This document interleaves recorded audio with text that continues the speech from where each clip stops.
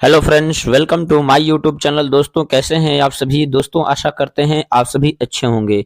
दोस्तों, आज के सेशन में हम लोग बात करने वाले हैं रीजनिंग के कुछ महत्वपूर्ण क्वेश्चन जो बार बार पूछा जाता है दोस्तों। तो चलिए दोस्तों, वीडियो को स्टार्ट करते हैं। वीडियो को स्टार्ट करने से पहले दोस्तों एक छोटा सा रिक्वेस्ट है कि अगर आप चैनल पर नए होंगे तो चैनल को सब्सक्राइब करके लेटेस्ट वीडियो देखने के लिए दोस्तों ऑल पर क्लिक कर लीजिएगा। आइए, आज का पहला प्रश्न जो है मोस्ट इम्पोर्टेंट है दोस्तों, ध्यान से समझने का प्रयास करिएगा। कह रहा देखिए दोस्तों, 875 और 20, 875 का वही रिलेशन 20 के साथ होगा दोस्तों जो 137 का रिलेशन वाट के साथ होगा। ध्यान समझने का प्रयास करिएगा दोस्तों, क्वेश्चन मोस्ट इंपोर्टेंट है।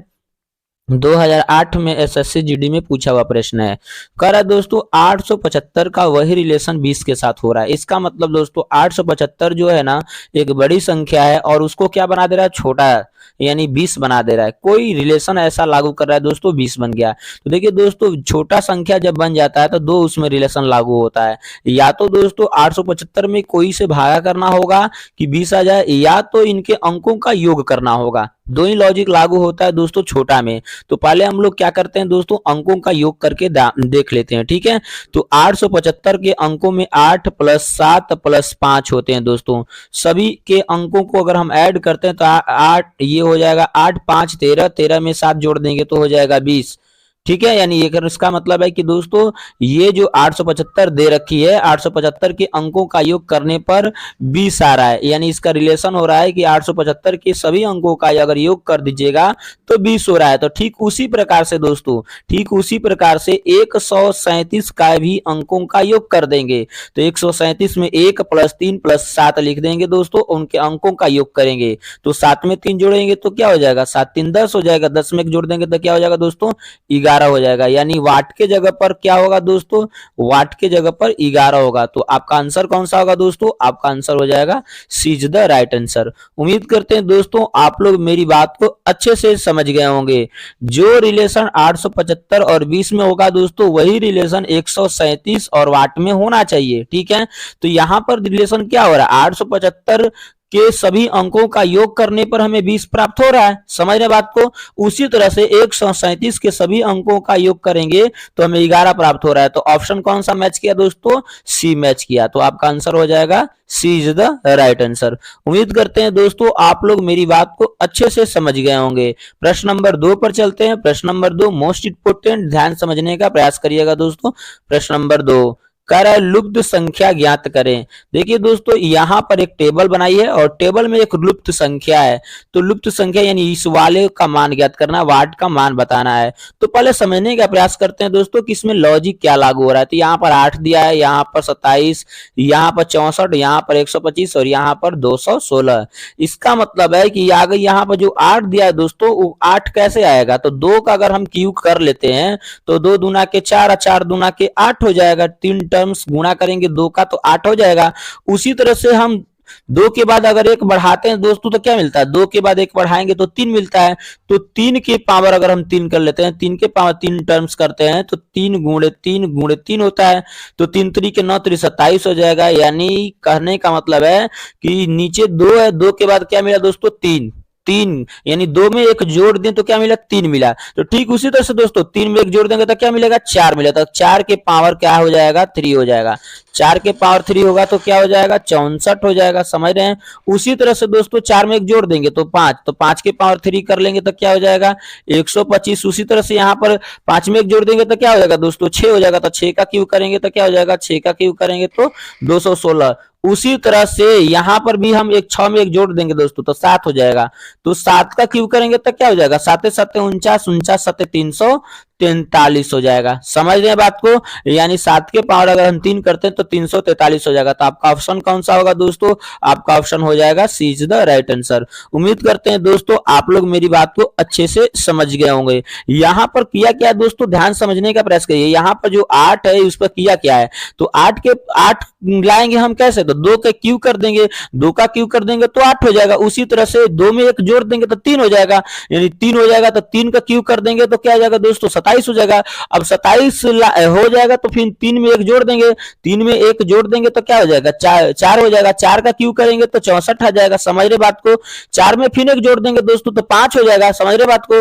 5 का क्यूब करेंगे तो 125 हो जाएगा।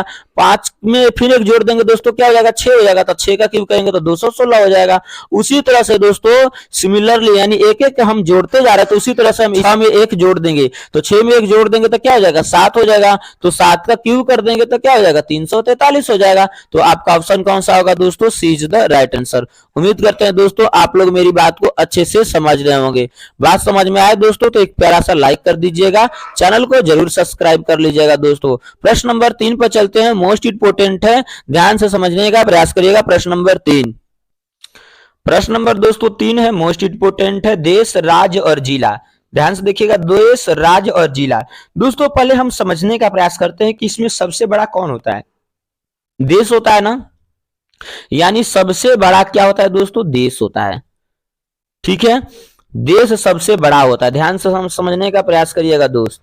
अच्छा, देश जब सबसे बड़ा होता है तो देश के में ही तो राज्य होता है ना दोस्तों, देश में ही तो राज्य होता है, इसका मतलब इसके अंदर राज्य होता है। इसके अंदर क्या होता है दोस्तों, राज्य होता है, यानी ये राज्य हो गया। और राज्य के अंदर क्या होता है दोस्तों, राज्य जैसे बिहार मान लीजिए राज्य, तो बिहार राज्य के अंदर एक जिला होगा, कैमूर है, सासाराम, रोहतास है, समझ ना, बक्सर, बलिया, ये सब क्या है, जिला है। यानी राज्य के अंदर एक क्या होता है दोस्तों, जिला होता है। समझ रहे बात को, जिला, राज्य के अंदर जिला होता है। समझ रहे बात को कि नहीं। पहले दोस्तों क्या होता है, देश होता है, देश बड़ा होता है, यानी किससे बड़ा होता है दोस्तों, राज्य से बड़ा होता है देश। अब दोस्तों देश जब बड़ा होगा तो देश जब होगा तो देश के अंदर क्या होगा, राज्य तो होगा, देश के अंदर क्या होगा, राज्य होगा। समझ रहे बात को, देश के अंदर राज्य होगा और राज्य के अंदर क्या होगा दोस्तों, जिला होगा, यानी इस तरह से होगा। तो इस तरह से ऑप्शन कौन सा है दोस्तों, इस तरह से ऑप्शन बी है। तो आपका हो जाएगा B is the right answer. उम्मीद करते हैं दोस्तों आप लोग मेरी बात को अच्छे से समझ गए होंगे। यानी हम कह सकते हैं दोस्तों कि जिला राज्य में होता है, जो जिला होता है ना, ये जिला, जिला किसमें होता है दोस्तों, राज्य में होता है, क्लियर। तथा राज्य देश में होता है, जो राज्य है दोस्तों वो किसमें होता है, देश में होता है। यानी ये देश है, देश में क्या होता है दोस्तों, राज्य होता है। यानी जिला जो होता है दोस्तों, जिला राज्य में होता है तथा राज्य देश में भी होता है। ठीक है, तो इसका आंसर हो जाएगा दोस्तों कौन, वी हो जाएगा, B is the right answer. उम्मीद करते हैं दोस्तों आप लोग मेरी बात को अच्छे से समझ गए होंगे। प्रश्न नंबर 4 चलते हैं दोस्तों। प्रश्न नंबर 4 मोस्ट इंपोर्टेंट, ध्यान समझने का प्रयास करिएगा। क्वेश्चन नंबर दोस्तों 4 है, मोस्ट इंपोर्टेंट, ध्यान समझने का प्रयास करिएगा। उस शब्द को चुने जो विजातीय है, यानी जो इसमें से भिन्न है, उसे आपको क्या करना है दोस्तों, चूज करना है। तो देखिए दोस्तों ध्यान समझने का प्रयास करिएगा। ग्रेफाइट, ग्रेफाइट किसका प्रूफ होता है दोस्तों, कार्बन का होता है, यानी कोयला का होता है। ग्रेफाइट, कोयला और हीरा दोस्तों क्या एक दूसरे के अपरूप है, क्या है, एक दूसरे के अपरूप है। लेकिन दोस्तों मोती एक ऐसा होता है, इसमें मोती को छोड़कर बाकी सभी कार्बन के क्या है, अपरूप है। यानी लिख सकते हैं आप, मोती को छोड़कर, है ना, बाकी सभी कार्बन के क्या है दोस्तों, अपरूप है। कार्बन के क्या है, अपरूप है। जैसे ग्रेफाइट, हीरा और कोयला, ये तीनों क्या है, अपरूप है। लेकिन मोती दोस्तों अपरूप नहीं है, इसलिए मोती क्या हो जाएगा इसका आंसर दोस्तों, आंसर हो जाएगा B is the right answer, मोती हो जाएगा। उम्मीद करते हैं दोस्तों आप लोग मेरी बात को अच्छे से समझ गए होंगे। प्रश्न नंबर 5 पर चलते हैं दोस्तों। प्रश्न नंबर 5 मोस्ट इंपोर्टेंट है, ध्यान से समझने का प्रयास करिएगा। करा ए का पुत्र ई है, ध्यान समझिएगा दोस्तों, ए का एक पुत्र है, ठीक है, ए है, ये ए का पुत्र है, ध्यान से समझिएगा दोस्तों। ए का पुत्र ई है, पुत्र है दोस्तों तो क्या लिखते हैं हम लोग, प्लस लिखते हैं, क्या लिखते हैं, प्लस, यानी पुत्र ए का है, ये ध्यान से समझिएगा। ए का पुत्र ई है, ठीक है, बी का पुत्र डी है, ई का विवाह सी के साथ हुआ तथा सी बी की पुत्री है, तो डी और ई से क्या संबंधित है, यानी डी और ई में क्या रिलेशन है, ये बात पूछ रहा है। ठीक है, तो पहले हम लोग दोस्तों इसके डायग्राम को बनाएंगे। ए का पुत्र ई है, तो ए का पुत्र ई है, पुत्र होता है दोस्तों तो मैं प्लस लिखता हूं, क्लियर, समझ रहे बात को। अब बी का क्या बोल रहा है, बी का पुत्र जो है दोस्तों डी है, ध्यान समझिएगा, बी का पुत्र जो है डी है, क्लियर। यानी बी का पुत्र जो है डी है। क्लियर है दोस्तों। अब यहां पर ध्यान समझिएगा, कह रहा है कि सी बी की पुत्री है, यानी जो सी है वो बी की पुत्री भी है। ध्यान समझिएगा, यानी ये पुत्री हो जाएगी क्या, सी पुत्री है, ठीक है, पुत्री है सी बी की। यहां पर कह रहा है सी जो है बी की पुत्री है। ध्यान समझ रहे हैं बात को। चलिए अब पूछ क्या रहा है, ध्यान समझिएगा दोस्तों। कह रहा है कि ई का विवाह सी के साथ हुआ, यानी ये लड़का है जो ई का विवाह सी के साथ हो गया, यानी ये दोनों का विवाह हो गया। ये दोनों का क्या हो गया दोस्तों, विवाह हो गया। तो सी जो है वो पत्नी हो गई, किसकी पत्नी, ई की पत्नी हो गई। ठीक है, ध्यान समझिएगा। तो फिर पूछ रहा है कि डी और ई से रिलेशन क्या होगा, यानी ये पूछ रहा है कि ई और ये हो गया डी, ये दोनों के बीच रिलेशन क्या होगा। ध्यान समझिएगा दोस्तों, ए का पुत्र ई है, ठीक है, और बी का पुत्री जो सी है। ध्यान समझिएगा, ये दोनों अलग अलग नाम है। ठीक, अब ये दोनों का शादी हो गया, तो इसका पुत्री सी का भाई डी तो है, इसका मतलब ये क्या हो जाएगा, डी का जीजा हो जाएगा ई, क्योंकि ये दोनों का शादी हो गया है तो ये जीजा हो जाएगा। इसका मतलब ये जीजा होगा ई डी का, इसका मतलब ये दोनों में रिलेशन होगा दोस्तों किसका, साला का। क्या होगा, साला का रिलेशन होगा। समझ रहे बात को, यानी इसका आंसर हो जाएगा दोस्तों सी इज द राइट आंसर। उम्मीद करते हैं दोस्तों आप लोग मेरी बात को अच्छे से समझ गए होंगे। आप यहां पर कह सकते हैं दोस्तों डी ई का साला है। क्या है दोस्तों, ई का साला कौन है, डी है, यानी डी ई का साला है। तो आपका आंसर हो जाएगा सी इज द राइट आंसर दोस्तों।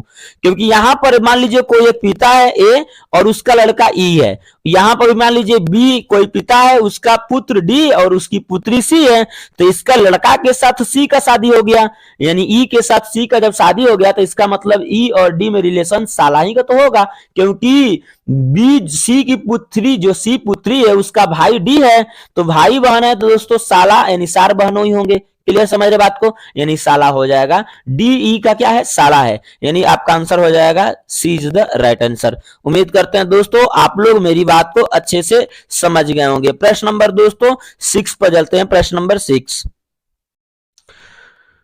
क्वेश्चन नंबर दोस्तों 6 है, कराए घड़ी का वही संबंध समय के साथ है तो किलोग्राम का संबंध वाट के साथ क्या होगा। ऑप्शन दिया है दोस्तों, समझने का प्रयास करिएगा।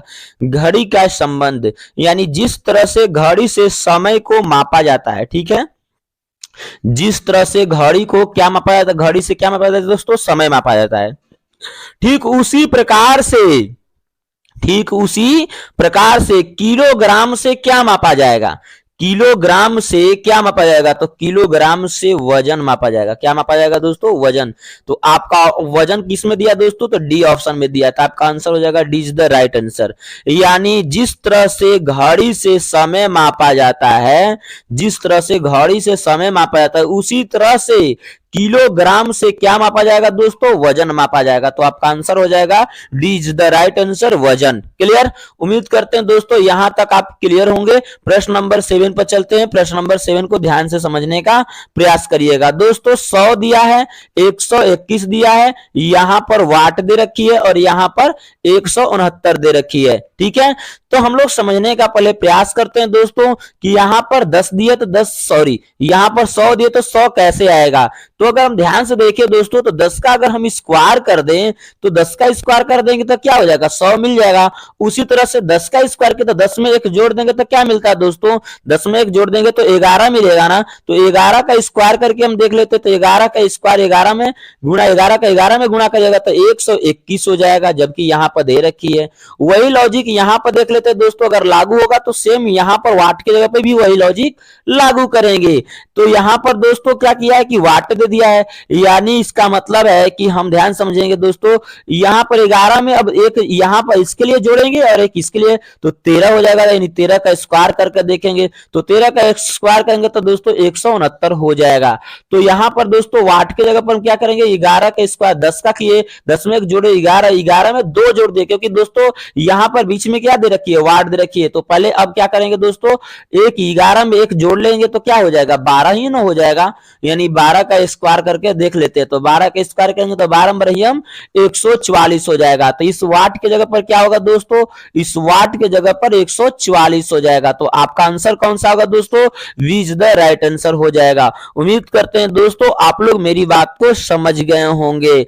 जिस तरह से 100 का संबंध होगा दोस्तों 121 के साथ, ठीक उसी तरह से वाट का भी संबंध, वही लॉजिक लागू करना है दोस्तों जो 100 में हो रहा है। तो 100 में क्या हुआ, 10 का स्क्वायर करेंगे तो 100, 11 का स्क्वायर करेंगे तो 121। उसी तरह से क्या करेंगे दोस्तों, 12 का स्क्वायर कर लेंगे, क्या करेंगे उसी तरह से 12 का स्क्वायर कर लेंगे। तो 12 का स्क्वायर कर लेंगे तो क्या हो जाएगा दोस्तों, 144 हो जाएगा। तो आपका आंसर हो जाएगा B is the right answer. उम्मीद करते हैं दोस्तों आप लोग मेरी बात को अच्छे से समझ गए होंगे। प्रश्न नंबर दोस्तों 8 पर चलते हैं। प्रश्न नंबर 8 ध्यान से समझने का प्रयास करिएगा। प्रश्न नंबर 8 मोस्ट इंपोर्टेंट है, कई बार परीक्षाओं में पूछी गई है।